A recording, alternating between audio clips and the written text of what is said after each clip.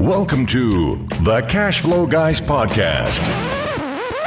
That's right, boys and girls. You know what time it is. You know where you are. This is Tyler Sheff, and I am the host of the Cash Flow Guys podcast. And guys, got a good one for you this week. And this is something that's happening a lot these days. I'm hearing a lot of folks that are sleeping at the switch a little bit, not getting your offers out in time. Maybe you're getting involved in bidding wars and you're losing the bidding wars. And before we get too deep in the episode, I want to start by changing your mindset a little bit on that. Understand this. If you're in a bidding war and you lose, that doesn't mean you're the loser. That means you're the winner, because frankly, that means that you did not get forced to be the highest paying person for the property and somebody else got stuck with a questionable investment. You may think you may have gotten a lot of profit in the deal, but realistically, a lot of these bidding wars will wipe out a lot of your profits because, we get emotional, we get excited, we want to grab it while we can, and we don't want to lose it. We don't want someone to take it away from us. So we wind up getting stuck with buyer's remorse. We're feeling bad about what we did. We overpaid for the property. Maybe it even won't appraise. And if that's the case, maybe that's a blessing in disguise that doesn't appraise. Bottom line is, bidding wars are never good unless you're the guy selling or girl selling. Then, of course, I suppose they're good. But otherwise, if you're on the buying end, don't get stuck in these bidding wars. Don't let the wholesalers and the brokers and everybody else try to talk you into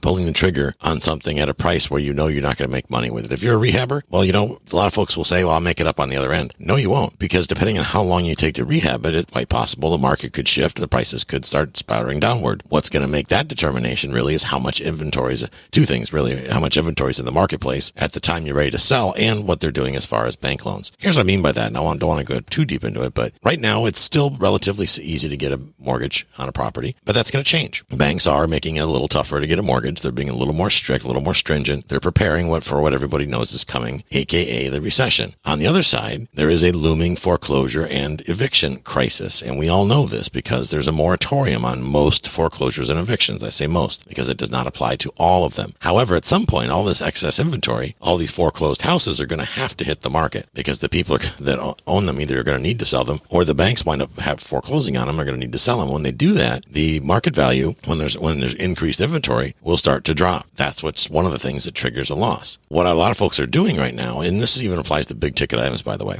I'm in the market for a boat. Looking for a small little bay boat type of thing to run out to the reef and that type of thing, because I'm finding out that the wave runner is, for whatever reason, the Florida Keys is not wave runner friendly. They don't let you fill up at the fuel docks. They don't let you ride here, there, or all these different places. And that's because folks from out of town come down here in the wave runners. They drive around and act a fool. And of course, they impose rules on everybody, including those that do play by the rules. Anyway, folks are paying top dollar for everything. I was at a boatyard the other day. I was walking around, and the guy had this boat on the market, and he was in the dealer, and he says it's $15,900. I said, okay, that's great. So I looked up the Kelly Blue Book on it, the NADA value on the boat and on the motor and the trailer. And they have this cool little feature where you can throw together all the options it has, the boat, the trailer, the motor, all that. Gives you an idea of what retail price should be. Well, retail price on the package was $10,600. That was average retail. Dude's got it listed at $15,900. So I said to him, help me understand what about this boat justifies me paying $5,000 over average retail price. Well, he didn't have an answer for that. So needless to say, I didn't make the purchase because I'm simply not going to get fleeced because I'm not the guy that's desperate for a boat. When the right boat comes at the right price, then I'll get one. That said, I'm also a cash buyer, so I'm not sitting there panicking that I'm going to lose the credit line that I might be using to finance this doodad, which is really what it is a doodad. I'm not in a big rush. I'm not a super motivated buyer. When the price is right, the value is right, then I'll pull the trigger, but I'm a minority, I'm finding out. There's a lot of folks out there that got lines of credit, or maybe they took a second mortgage on their home, a home equity line, whatever you call it,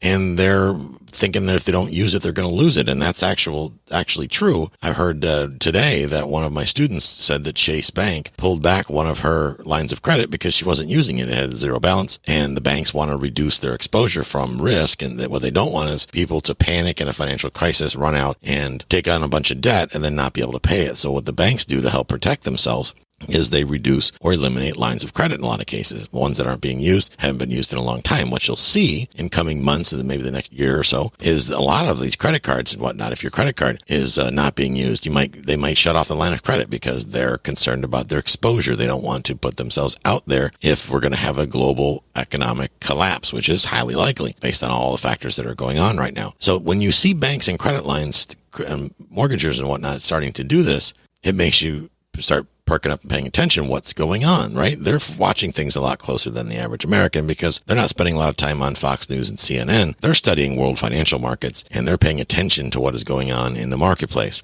what's really going on in the marketplace. So I wouldn't want a line of credit or things like that to cause you, or fear of loss of such, to cause you to go out and make a purchase that you're going to regret later. Okay. The news is starting to talk now about the second wave of coronavirus, and that freaks people out. That can mean that we're going to get locked down again. Joe Biden has said that if he becomes president and the coronavirus is not passed, that we're absolutely going to get locked down again. He said it flat out.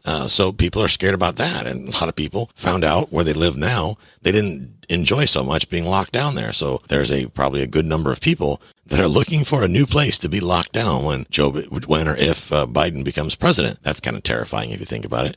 Many of it, news outlets are starting to get wind and starting to report, since there's obvious indicators waving flags, they're finally starting to pick up the story and run it about the looming eviction and foreclosure crisis. Okay. And that's going to have a big role in our crashing economy. Understand that. You've got a lot of properties, a lot of tenants that aren't paying their rent. Not just residential, guys. It's also commercial. Commercial tenants not paying their rents. Big box stores not paying their rents. What happens? It all trickles downhill. So if Home Depot doesn't pay their rent payment, well, the guy that owns the plaza, or the company that owns the plaza where Home Depot is, it's not Home Depot. It's somebody else that owns that building, that real estate. They can't make their bills, and they can't make their payroll, and they can't make their payroll. The people that are on their payroll can't pay their bills. And you can see how this tends to spiral out of control. And that's part of the downside, guys, of having a job. I don't want to get too far off the topic then. If you are relying on your employer to pay you, who's to say that your employer will be able to be compensated during this downturn to in turn compensate you? So there's a lot of different factors going on right now that are making people think, man, I better strike while the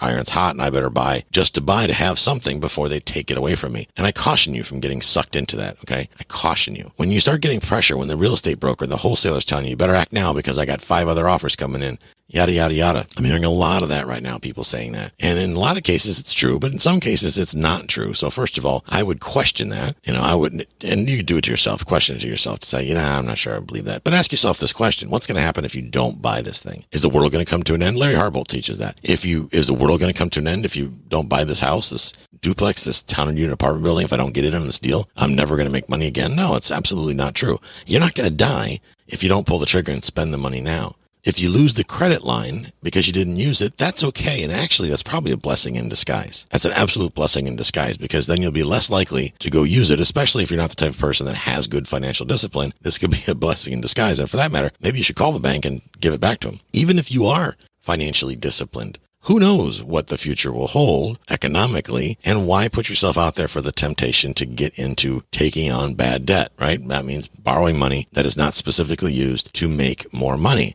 The one way we can eliminate all these pressures, especially when it comes to real estate, is to be buying directly from the source. And in my case, the boat dealer the other day, I went to look at the boat, was putting pressure on me, trying to make it, you got to act now. It's a Boston whaler, and these don't last. And as soon as they come in, they go out. And I had to say, this thing's been here for a month. I've been seeing it out front for a month. Why hasn't it sold? Well, he didn't have an answer for that. Why is it priced $4,000 or $5,000 over average retail in the Blue Book? That's over retail, right? Not over wholesale, over retail. What makes this boat worth more than retail, or for that matter, retail? Because the worst thing that can happen to anybody selling vehicles, boats, things like that is having to carry inventory. Because understand it, renting real estate to park things on is not cheap. So if he's got, and this place happens to have a lot that is slam full of boats, there's a boat every 6 inches on this lot, which means they're not selling much because they're not moving much inventory. It's the same inventory they've had for the last couple months. Well, that's not good, right? So they're hoping that but here's the thing, they try to make it easy to buy. The guy offered me financing like 15 times. He's like, we can finance this, 0 money down. I'm like, I don't need financing, dude. I'm going to pay cash. He's, oh, why pay cash and you could finance it? And I'm like, I'm not going to get into it with you, really, this conversation. I want a boat, and I want a certain type of boat, and I want it at a certain price. And if that doesn't happen, I'll wait it out, because that's the type of buyer I am. That's the mindset I'm in. I'm not going to sit there and try to convince you that I've never been an impulse buyer. I certainly have, which is why years ago, my credit report looked more like an IQ report. It was not good.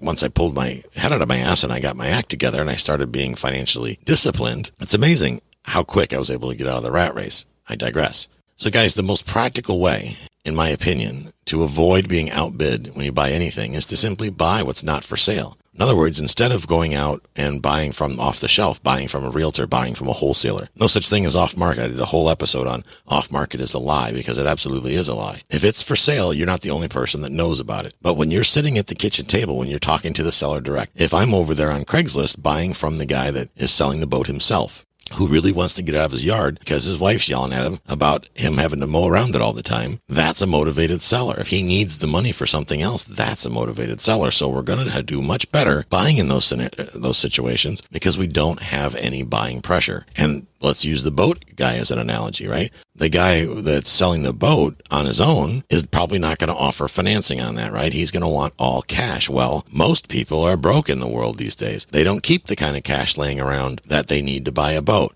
Well, when I decided I wanted a boat, I saved up for it. There's two ways that I could have bought a boat. It was to either, number one, buy a cash flowing asset that will pay for it, or number two, save up the money to pay for it. So what I did is I saved up the money for a couple months so I have the cash to be able to pay for it. Now I don't have to take on any debt. That means I'm going to be a shrewd buyer, because I'm spending my own money. And a lot of times when we're borrowing money to pay for things, guys, we're a little less shrewd. I don't know why that is, because you still have to pay it back. Maybe some folks are going into it thinking that they don't have to pay it back, but I assure you, you do. But understand this, when you're seller direct, whether it be a boat, a house, whatever it may be, you're not going to have everybody leaning over your shoulder saying, hurry up, buy now, or trying to do the takeaway from you. All of that stress, all of that pain goes away. Then you're more clear. You can focus. So think about this. You're nervous about going to talk to a seller directly, but know that the seller is as nervous as you are, number one. Okay. The real estate agent, especially if they're seasoned, is not nervous. They're one step removed. It doesn't make a difference to them because there's 10 buyers behind you. But the seller, on the other hand, it was probably a painful experience getting it marketed and having to field all the phone calls from all the knuckleheads on Craigslist. So by the time you actually show up, a warm, live body, and you actually have the money to do the deal, they don't know what to do with themselves. It puts you at an advantage as a buyer, I'm here to tell you, okay? And how do we do this? Well, we start by marketing to a specific audience that has a compelling need to sell. So maybe you put an ad out there on Craigslist saying, private party looking to buy a small home that needs work. Not we buy houses. Okay, guys, we buy house. That's the dumbest thing I've ever heard. Everybody's saying we buy houses. How about being different? How about being an individual? How about applying a little bit of copywriting to the equation so that you can attract people instead of trying to beat them over the head? It actually works. Single mother of two or father of two looking for a home, has cash, can close quickly, call me, whatever. Okay. Give it a shot. I bet you'll probably get much farther than we buy houses, because everybody knows we buy houses, because they're even putting it on the newspaper. The newspaper these days, last week's episode, the week before's episode was about the we buy houses thing and the wholesalers getting themselves in hot water up in Philly. Well, the article that talked about it specifically says the term we buy houses. So it's overused. So stop doing it. Well, the next question is, how specifically can I get this done, Tyler? How do I get these sellers where I'm not dealing with a real estate agent, where I'm not dealing with a wholesaler, where I'm actually dealing with a motivated seller? That looks like this: expired listings. Expired listings mean one of two things. It's either, one of three things, actually. It's either overpriced. Okay. That's why it didn't sell and it expired, which is the incompetence of the real estate agent or the weakness of the agent to not educate the seller on what the price it would take to get it sold. Or it could mean that it's undermarketed, because let's be honest, most agents do not know how to market. Heck, wholesalers do a better job of marketing than realtors do. It's hilarious. Or maybe it's improperly marketed. How many properties have you seen on Zillow? You want to see some improper marketing? Go on Zillow, go on Realtor.com and scan through the listings. You'll see some that got really nice, beautifully well done photographs and virtual tours and all this good stuff. Those are appealing. But you'll also see a large number of houses that were photographed with somebody's cell phone. And I don't mean that as a compliment to the cell phone. I mean done not well, like used a flip phone. Down here in the Keys, in the Florida Keys, where the average selling price for a house is $800,000, I would venture to tell you that 90% of the listings on the market for sale, the listing agent did not even bother to use a professional photographer for photographs. Blows me away. Now, guys, we're talking about a couple $100 to really stand out as a professional, to make that property really stand out, to draw people in. And I've seen $1 million mansions, and the photographs looked like they were taken from some 1989 flip phone or something or other. It's unbelievable how terrible the marketing is. List pendants filings. Here's a really good resource. Understand this: just because there's a foreclosure ban in place does not mean foreclosures aren't happening. There is a thing called a list pendants, and a list pendants, that's two words, LISPENDENS. List pendants is basically a notification that's done through the court system when a lender is beginning the foreclosure process. What its intent is to notify anyone that wants to know that there's a pending legal action, okay? A pending legal action. You can search this information by going in your public records. Coming in the next couple of weeks, I'm going to be giving you guys some specific tools that you can use to find this data so you can go get it yourself without having to depend on anybody else. Property tax delinquencies. Now, I don't mean the tax certificates or the tax deeds. Find people that are late on their property taxes. How do you do that? You go to your tax collector's office in the county in which you live or where you're working.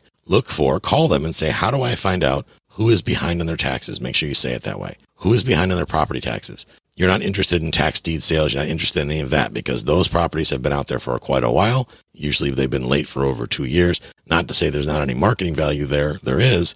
But I want you to get people when they just start to fall behind on taxes where nobody else has seen them yet. Okay. Change detection. That's a big one. Driving for dollars. Better yet, walking or biking for dollars. And by biking, I don't mean big, loud, obnoxious Harley. I mean, get on your Huffy and ride around on your banana seat looking for changes in your neighborhood. What's going on that's different in your neighborhood that will help you find people that are maybe considering selling because life isn't so good for them right now. And maybe you can solve that problem. Eviction filing records. Okay. This is the same thing. Just because people are not getting evicted right now because of the eviction bans does not mean that eviction cases are not being filed. They are absolutely being filed in court. And all of this is available free of charge on the public records by going to your local court clerk. Call them on the phone. Better yet, put on some decent clothes, no holes in your pants, walk down there, shake hands, maybe not right now because of COVID-19, but have a conversation with them and ask them, how do I find out who is up for eviction in such and such county? And they will direct you to the information. Okay?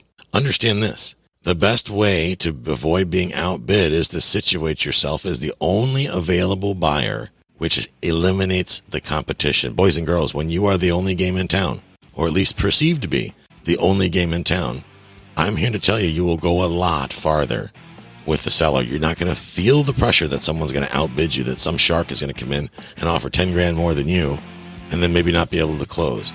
It's going to mean that your marketing dollars are far better spent because your marketing is only getting put in front of people that are motivated to sell and are likely to call. There's nothing worse than wasting a bunch of time talking to unqualified people. Guys, have a great week. I'll catch up with you next time.